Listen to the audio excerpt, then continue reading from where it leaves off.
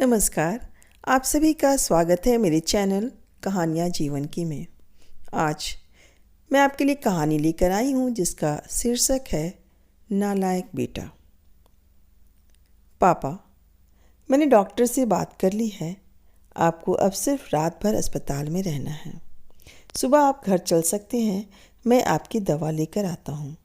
तब तक आप बैठें। अगर लेटने की इच्छा होगी तो रिया आपको लिटा देगी। कहकर अभिषेक बाहर चला गया। उसकी पत्नी रिया उनके पास ही रही। रामनाथ जी बेड पर बैठे रहे, पर उनका मन अतीत की ओर दौड़ने लगा। उन्हें अपनी बीती जिंदगी याद आने लगी। वे एक कंपनी में मैनेजर थे। उनके 2 लड़के थे, बड़ा बेटा आशीष और छोटा अभिषेक। उनका वेतन अच्छा था। कंपनी की तरफ से उन्हें बहुत सारी सुविधाएं प्राप्त थीं। जीवन सुख और सौभाग्य से परिपूर्ण था। पत्नी सरला एक सीधी सरल स्वभाव की महिला और कुशल गृहिणी थी। घर में किसी चीज़ की कमी न थी।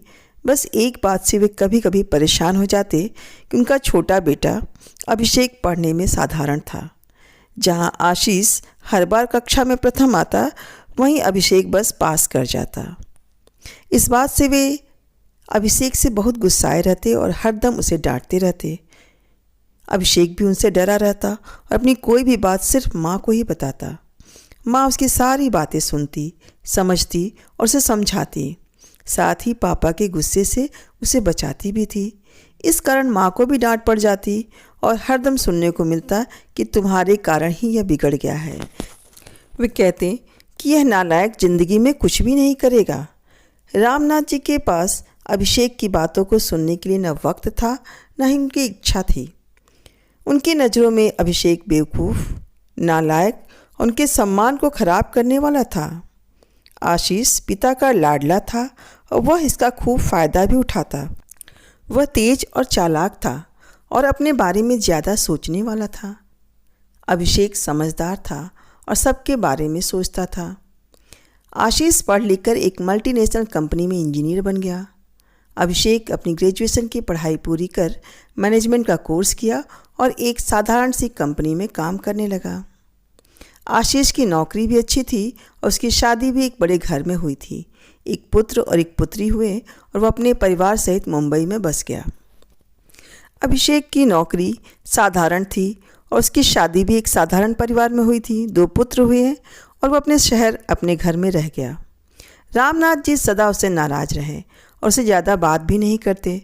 जब तक माँ रही, अभिषेक और पिताजी के बीच कड़ी का काम करती रही। 4 साल पहले माँ चल बसी और पिताजी का संपर्क अभिषेक से कम हो गया। वे आशीष के पास रहने लगे क्योंकि वहाँ सुविधाएं ज़्यादा थी। आशीष और उसकी पत्नी ने भी पिताजी की भावनाओं का बहुत फ़ायदा उठाया और अभिषेक के विरुद्ध भड़काते रहे। उन्हें अभिषेक के पास जाने भी नहीं देते। इसमें उनका स्वार्थ यह रहा कि पिताजी के पैसों से उन्होंने मुंबई में फ्लैट भी खरीद लिया और विभिन्न तरीक़ों से उनके अधिकांश पैसे भी हड़प लिए।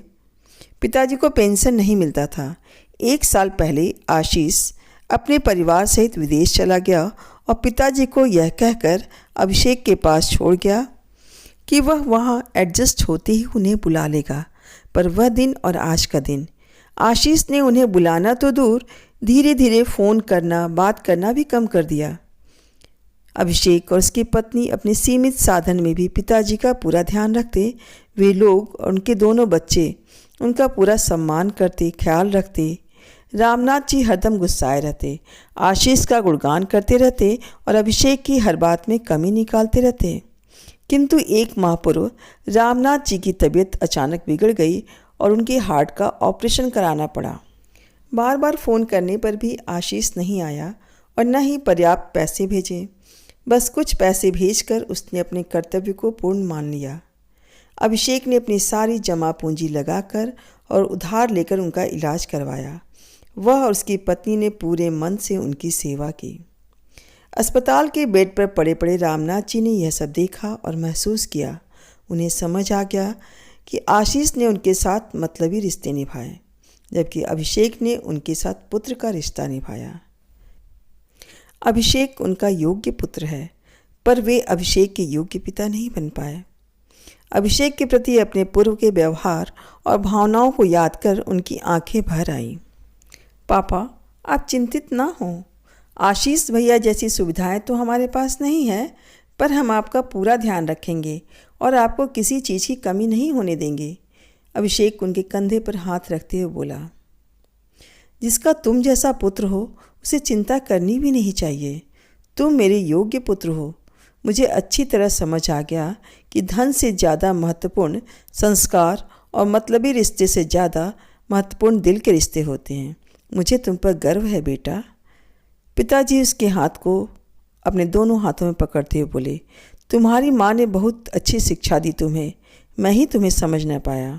जीवन भर तुम्हारे साथ गलत व्यवहार करता रहा, फिर भी तुमने दिल से मेरी सेवा की, ख्याल रखा। मैं अपने व्यवहार पर लज्जित हूँ, मुझे माफ़ कर दो बेटा। पापा, बड़े माफ़ी नहीं मांगते, आशीर्वाद देते हैं। अभिषेक उनका हाथ अपने सिर पर रखते हुए उनके पैर छूकर बोला, हमें अपना आशीर्वाद दें कि हमें आजीवन आपकी सेवा का सौभाग्य प्राप्त हो।